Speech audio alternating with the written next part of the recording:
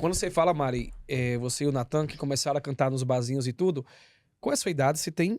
Eu tenho 22. E você, Natan? 25. Cara, vocês são muito novos, né? Então, eu imagino que vocês, obviamente, já estavam se frustrando também, porque as oportunidades não estavam vindo. E vocês sendo muito novos, né? Acredito que tem muitos artistas hoje que, tipo assim, que tem 30, 40, 50 anos, que tá ali no barzinho Isso. e ainda não conseguiu o seu lugar na música. Em algum momento passava na cabeça de vocês dizer assim, caraca, eu acho que eu não vou chegar, não. Ou vocês sempre tiveram a certeza de que vocês chegariam onde vocês estão hoje? Na minha passou, na tua passou? Na minha passou. Na minha, assim, na minha... Passou e passou direto. A minha... Graças a Que Pronto. você não ia chegar. Exato, na minha... Não, assim, a minha passou só porque eu tipo, sempre persistia. Se é isso que eu quero e tal, eu vou até o fim. Já tinha começado, mas tive um momento que, tipo, com a primeira minha tentativa com a primeira banda, eu vendi tudo que eu tinha no barzinho, tudo que eu tinha conquistado depois de passar 2 anos tocando no barzinho, e fui atrás de ter uma banda, de ter uma música. O nome da banda era Natan Farra.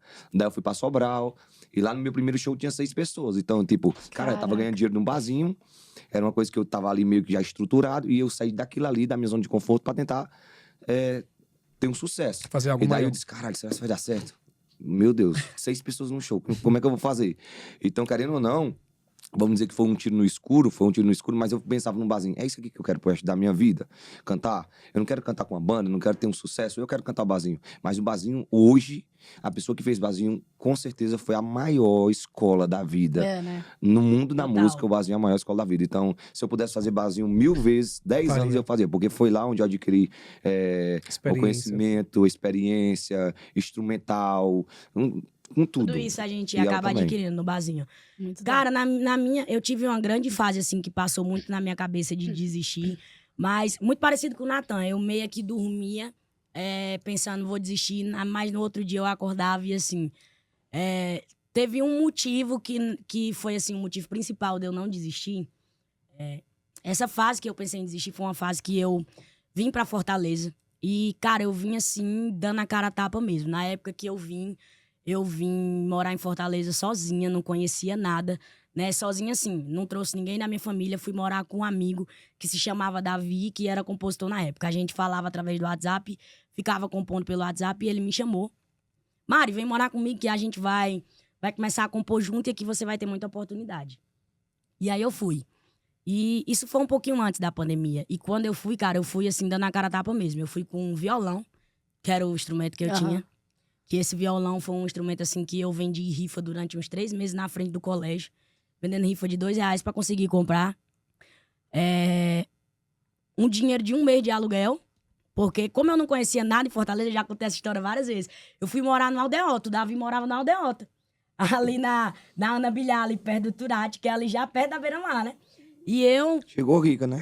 Pois é, já cheguei no canto Já chegou rico. plena. E aí eu fui morar num canto que era totalmente caro, com dinheiro de um aluguel só.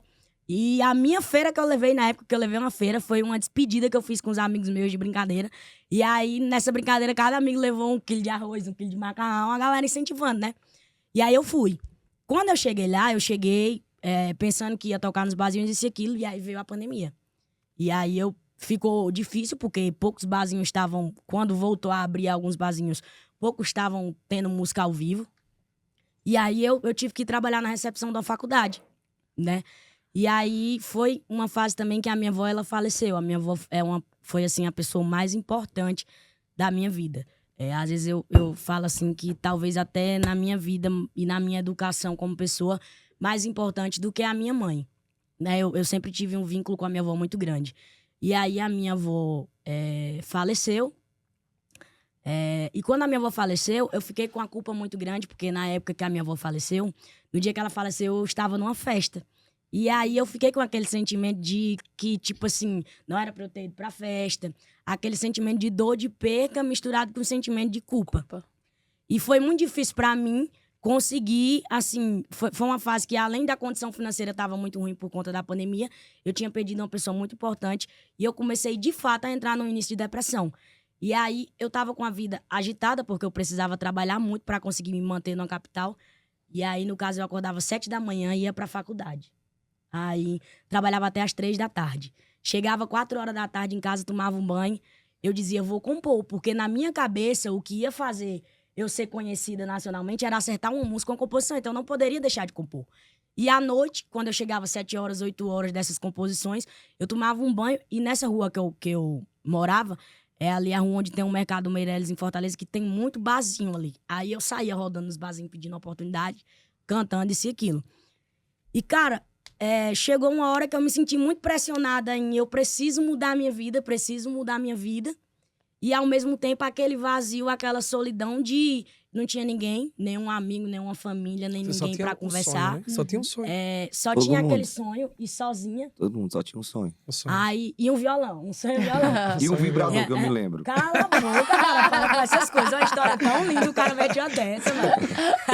Não, e aí, assim, naquela época foi difícil pra mim. E, assim, o que não me fez desistir foi porque, na época que eu saí de casa, a minha mãe, ela falou muito pra eu não ir, porque ia ser difícil e tudo mais.